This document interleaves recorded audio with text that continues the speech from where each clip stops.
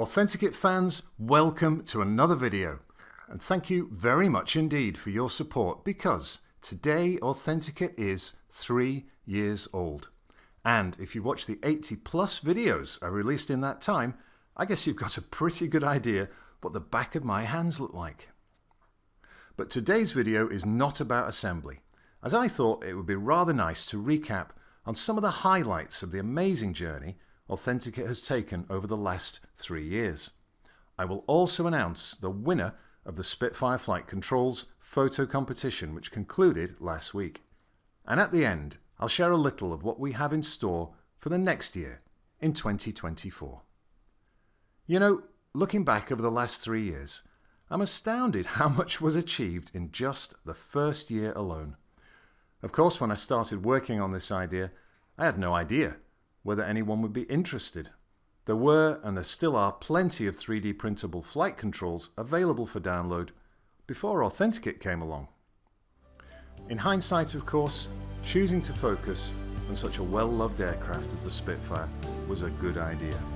But I knew I wouldn't get much mainstream interest unless I could make things a lot simpler for the casual simmer.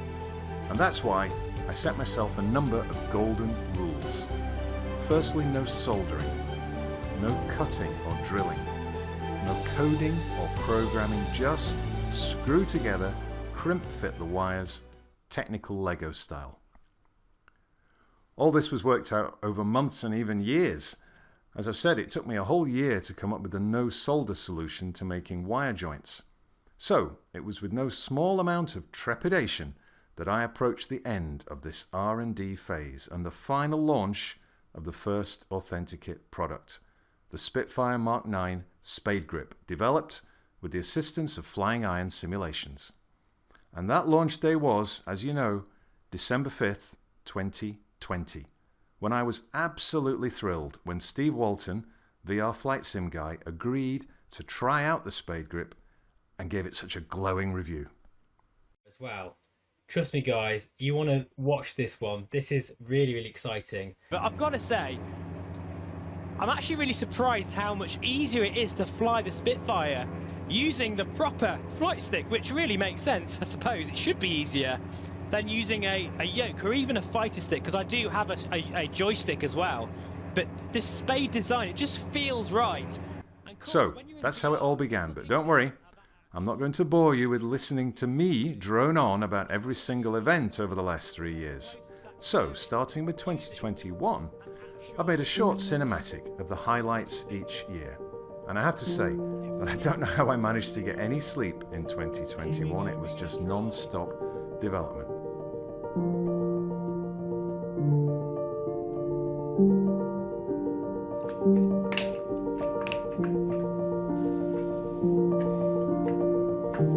Okay, that's it.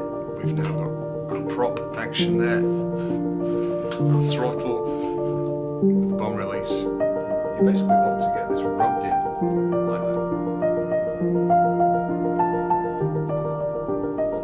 Now isn't that a lovely action?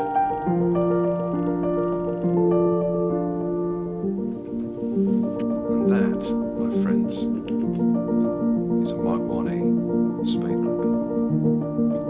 So basically, wherever you are in the world, we can match you up with a fellow simmer who has built their own AuthentiKit controls, and they've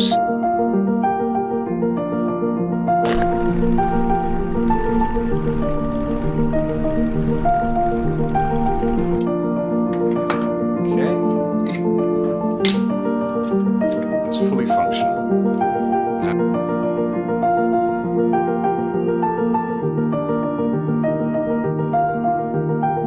Mixture and good old hydraulically damped throttle with fire button. Wow, 2021, what a busy year.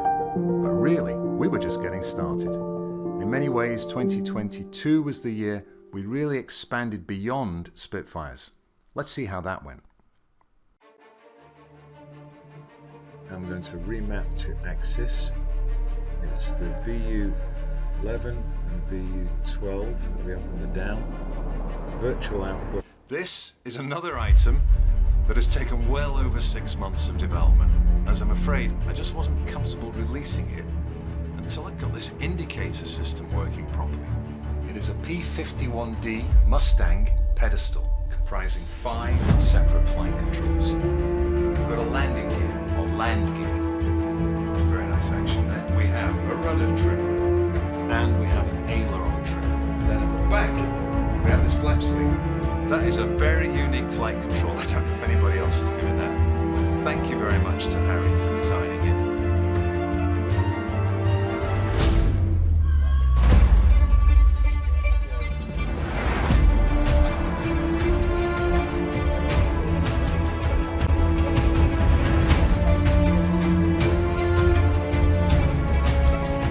Now comes the moment of truth. Here's the blind flight.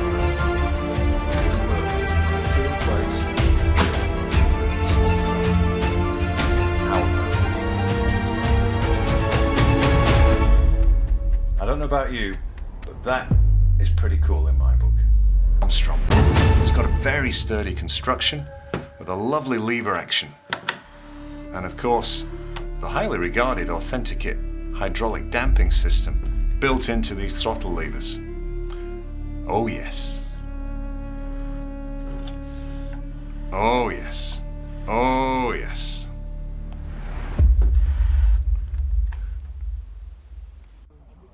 (2022). The year AuthentiKit was selected by the RAF for a training simulator. How do you beat that? Well, you just keep on going.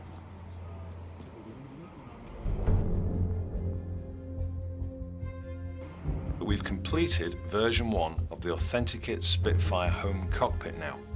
But that does not mean we're finished with Spitfire parts. And without doubt, it's the most substantial 3D printing project that AuthentiKit has ever released. I don't actually have a set here, as the designer, Phil Bendai, who lives in Australia, not only designed and created this, but he also produced the assembly video you're about to watch.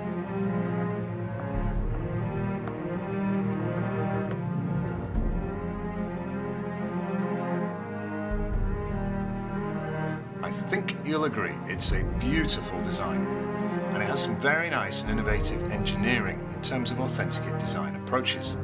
It's also high time that AuthentiKit included some fine German engineering.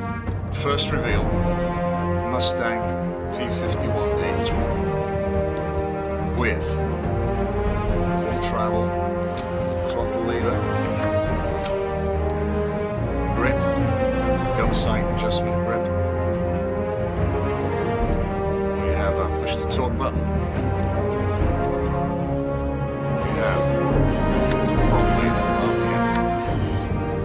And we have this fantastic mixture lever which goes to run, and then we can go past that gate all the way to emergency rich.